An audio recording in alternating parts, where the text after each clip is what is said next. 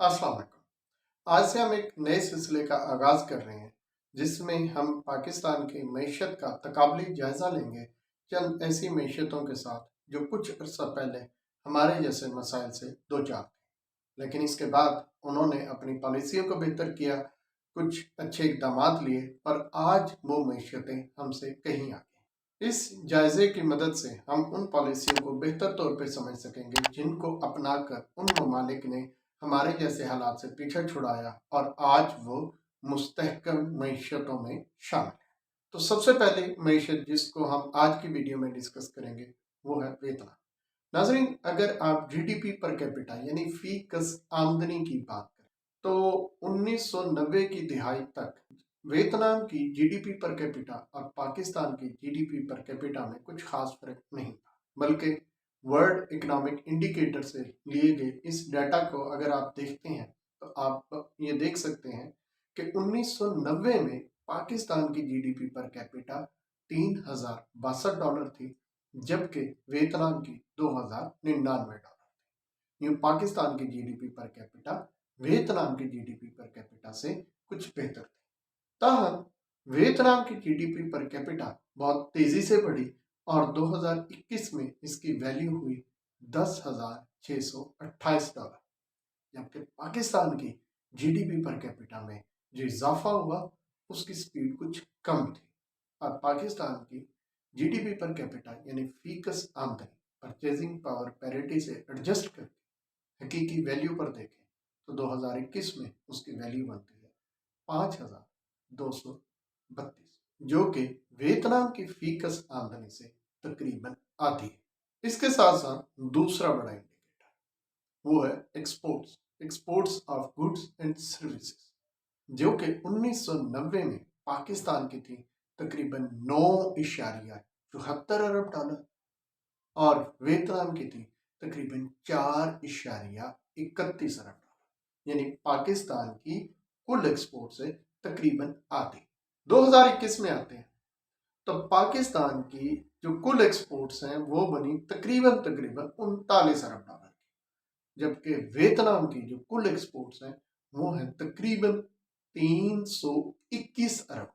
यानी हम ये कह सकते हैं कि 1997-98 तक हम वियतनाम से बेहतर थे, लेकिन उसके तकरीबन 20-22 साल के बाद हमारा और वियतनाम का कुछ मवाजना ही नहीं रह गया। ऐसा कैसे हुआ? वियतनाम ने आखिर क्या किया कि उसकी मईशत इतनी तेजी से तरक्की कर गई और हम वहीं के वहीं रह गए? जो वियतनाम का इकोनॉमिक मिरेकल है उसके 3 अहम पहलू। सबसे पहली चीज ट्रेड एंड एक्सटर्नल लिबरलाइजेशन, यानी उन्होंने दुनिया के साथ तिजारत बढ़ाई। तिजारत के ऊपर जो मुख्तलिफ रुकावटें हैं, कभी होम इंडस्ट्री को प्रोटेक्ट करने के नाम पर, कभी फॉरेन एक्सचेंज रिजर्व्स बचाने के नाम पर, कभी इंपोर्ट सब्सटीट्यूशन के नाम पर, उन्होंने इससे पीछा छुड़ाया। ट्रेड के ऊपर से टैक्सेस को ख़त्म किया, जो चंद टैक्सेस रह गए उनको बहुत कम किया, जिसकी वजह से वहाँ पे वो इंडस्ट्री बच सकी जो बैनुल अक़वामी दुनिया से कंपेटिटिव थी। इसके बाद वहाँ पे लेबर सस्ती थी, जिसकी वजह से बैरूनी दुनिया से अच्छी खासी सरमायाकारी हुई और वियतनाम में रोजगार के मौके पैदा हुए, एक्सपोर्ट्स बढ़ी, खुशहाली आई, लोगों की आमदनी में अच्छा खासा इजाफा। इसके साथ साथ उन्होंने एक और काम भी किया, वो ये किया कि अपने मुल्क के अंदर जो इकोनॉमिक रेगुलेशंस थी उनको कम से कम किया और कॉस्ट ऑफ डूइंग बिजनेस को नीचे लेके आए, कारोबार करने में आसानियां पैदा की। हुकूमती अमल दखल जो इजाजतनामा, परमिट्स, लाइसेंसेस, रेगुलेशंस के नाम पे था, इससे उन्होंने मईशत की जान छुड़ाई। यूं वर्ल्ड बैंक के ease of doing business indicator Vietnam 2019 में 67 प्लेस यानी 67वीं जगह पर आ गया। इसके साथ साथ उन्होंने इंडस्ट्री पर मुख्तलिफ तरह के टैक्सेस को भी ख़त्म किया। जो टैक्सेस बाकी बचे उनकी शरह भी बहुत कम की, जिसकी वजह से उस मुल्क में इंडस्ट्री लगी, एक्सपोर्ट्स बढ़ी, उनके बैलेंस ऑफ पेमेंट के क्राइसिस ख़त्म हुए और उस मुल्क ने तेज़ी से तरक्की की। जब कौमी आमदनी में इजाफा हुआ तो उससे उनकी टैक्स कलेक्शन भी ज़्यादा हो गई। तीसरा काम जो उन्होंने किया वो किया इंसानों के ऊपर बेहतरीन सरमाया, खास तौर पर स्कूल एजुकेशन और टेक्निकल ट्रेनिंग को उन्होंने बहुत ज़्यादा प्रमोट किया। 2015 में OECD ने एक असेसमेंट की जिसमें हाई स्कूल स्टूडेंट्स की मैथ्स, साइंस और इस तरह के सब्जेक्ट्स में महारत का जायजा लिया गया।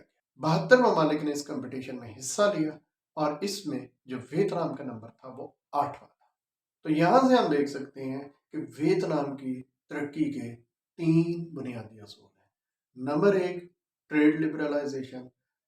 ट्रेड के ऊपर जो कस्टम ड्यूटी है, टैरिफ्स हैं और इंपोर्ट ड्यूटी, एक्सपोर्ट ड्यूटी और रेगुलेटरी ड्यूटी, इनको ख़त्म किया, जो रह गई उनको कम से कम किया।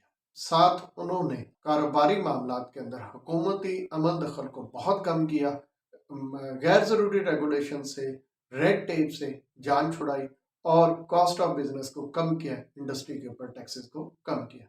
और तीसरी चीज़, इंसानों के ऊपर सरमायाकारी की और इंसानों के ऊपर सरमायाकारी करते हुए जो उनका फोकस था वो स्कूल और टेक्निकल ट्रेनिंग इंस्टीट्यूट्स। मेरा ख्याल है कि इसके बाद मुझे कुछ कहने की ज़रूरत नहीं, आप बखूबी समझ सकते हैं। आपको ये सिलसिला कैसा लगा? आप पाकिस्तान का मवाजना किस मुल्क के साथ देखना चाहेंगे? कमेंट सेक्शन में ज़रूर बताइएगा। इजाज़त दीजिए। अल्लाह।